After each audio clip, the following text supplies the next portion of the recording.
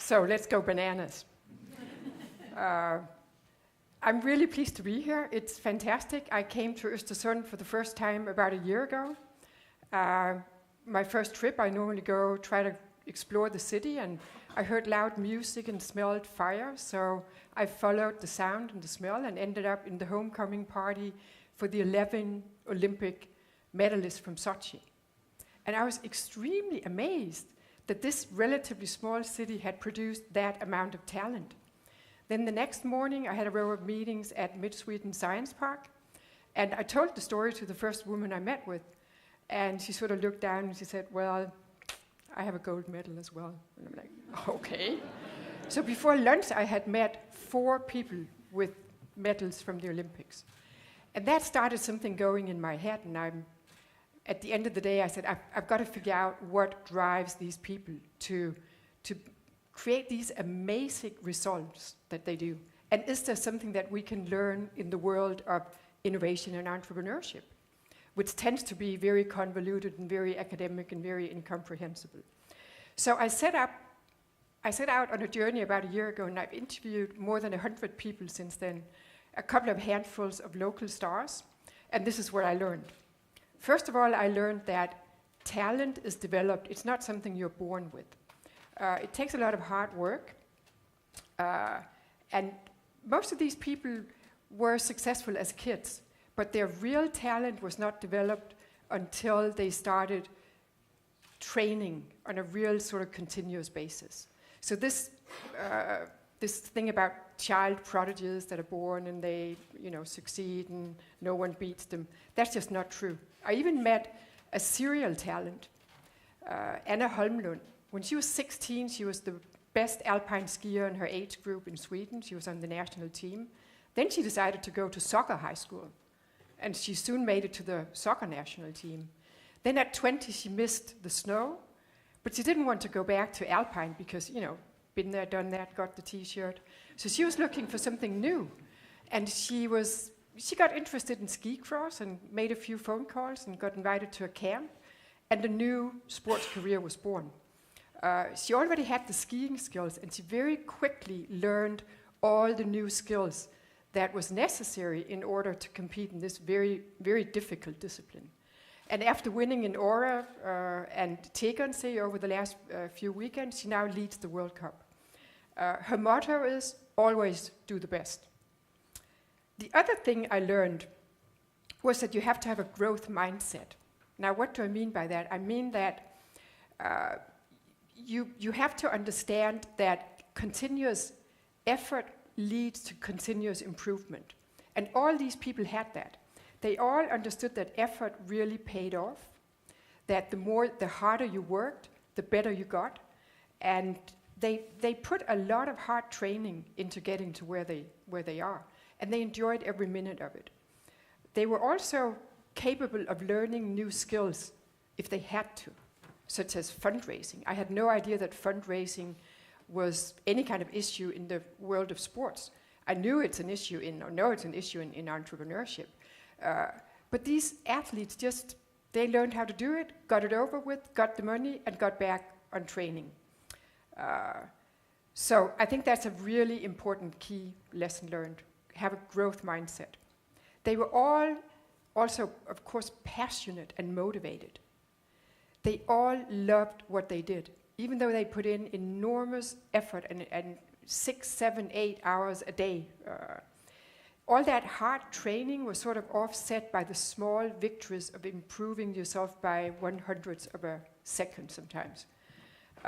So they had this internal drive to stretch themselves, to beat their own best time. And that's actually what motivated them. Most of them also mentioned that they were best when they had to. So in order to win the World Cup, I have to win this race, so I won this race. Which is kind of like, yeah, that's really determination, right? Then it also struck me that they all had this big, audacious goal, a very clear vision and focus, and they all played to win. They all tested their talent when they were about 16 or 17 years old. They won some sort of big international competition, and they they all thought, well, if I can win this, I can be the best in the world. So that's my vision. So they set this vision at a very early age, and then they started working towards that vision one day at a time, without a really complicated plan, but with a laser focus on what was necessary for them to get to where they wanted to be. They took responsibility, and if they met resistance, that just drove them to be even better. Not like John McEnroe, who when he met resistance, it was never his fault. It was the sun or the wind or the blitz from the photographer or the popcorn eating fan, or it was always something else. All these athletes that I met that are successful, they take responsibility even for the defeats. Then I learned that it's a mind game. All the athletes I spoke to, without any exception, worked on the mental side of the game. And they all have learned how to overcome their fears and create their own deliberate success. And I'm going to tell you 3 very personal stories that they shared with me.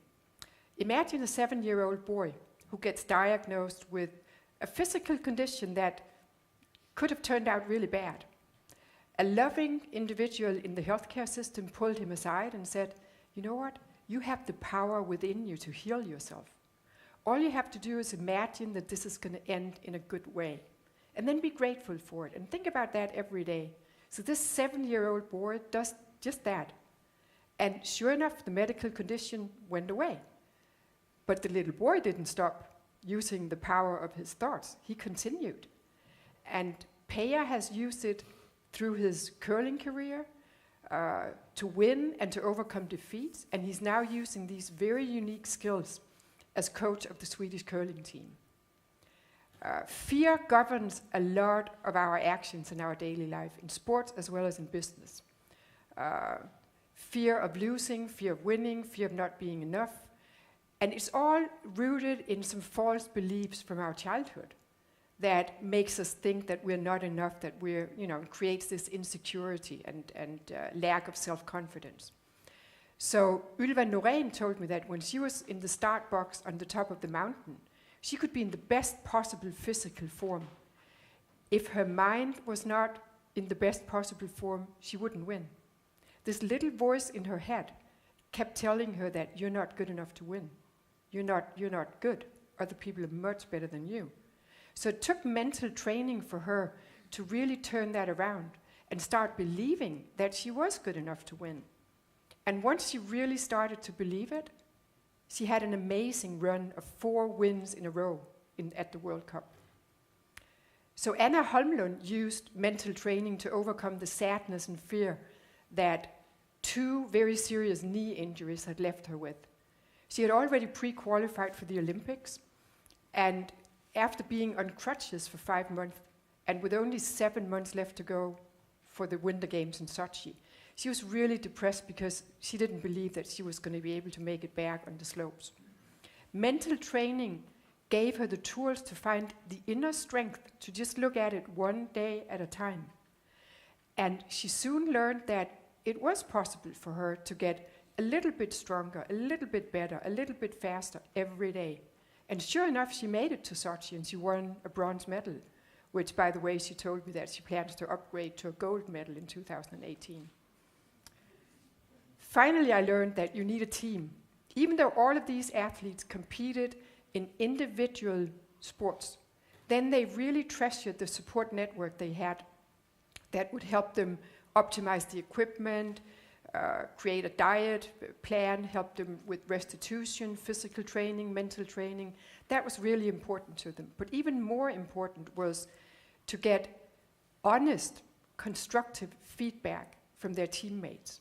Because when you give yourself 100%, whether it's during training or it's at an actual race, it's really important to understand, how can I be better?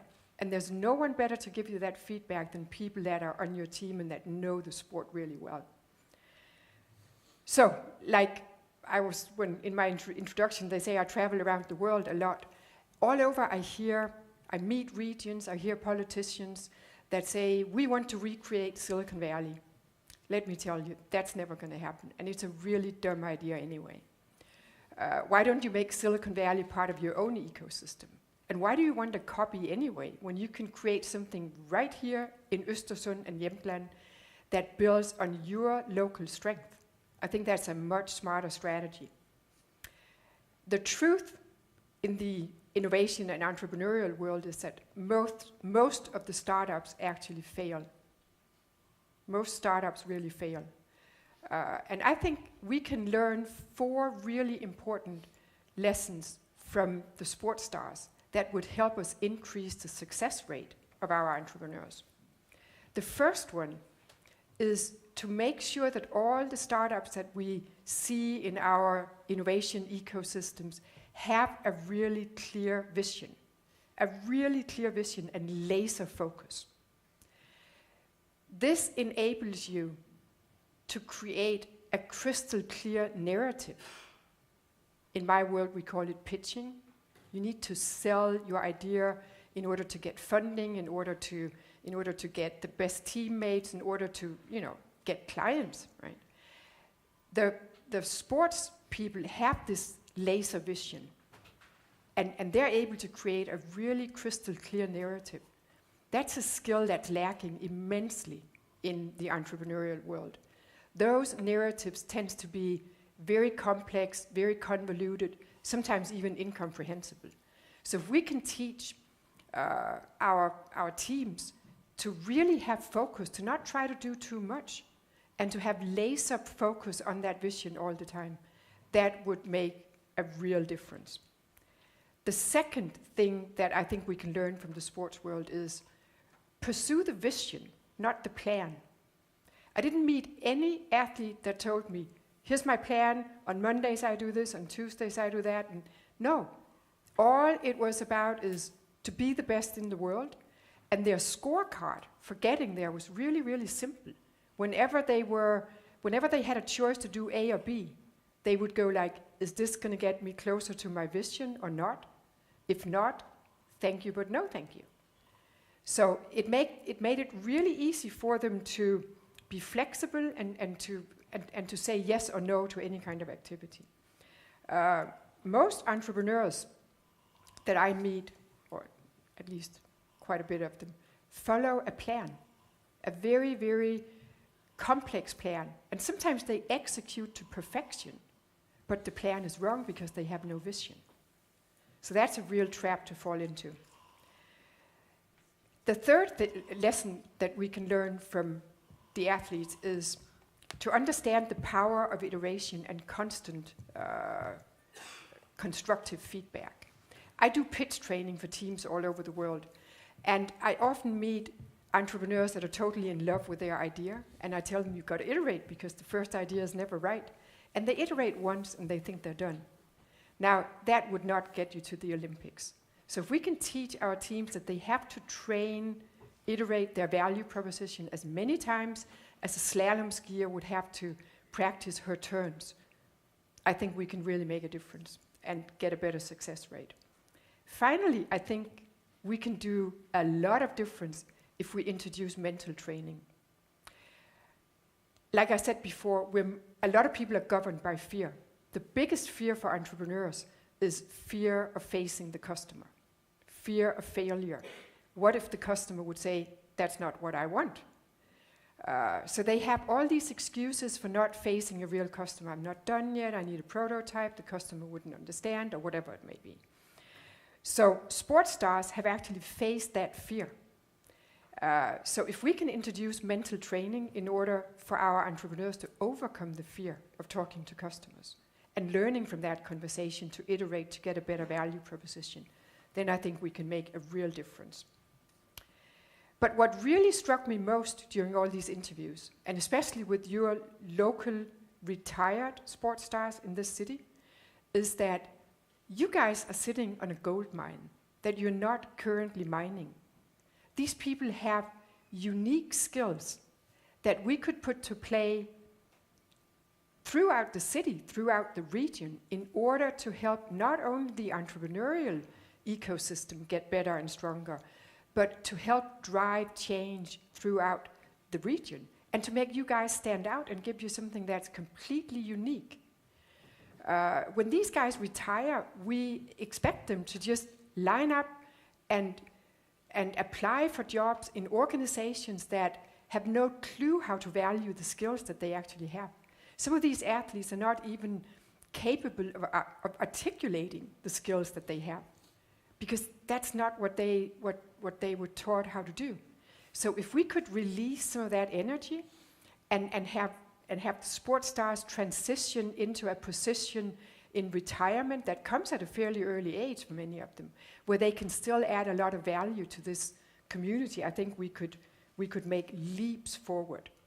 So my pledge to you is engage them, recognize them for the skills they have, for the value they bring, but more than anything, allow them to do it their way, because their way really works.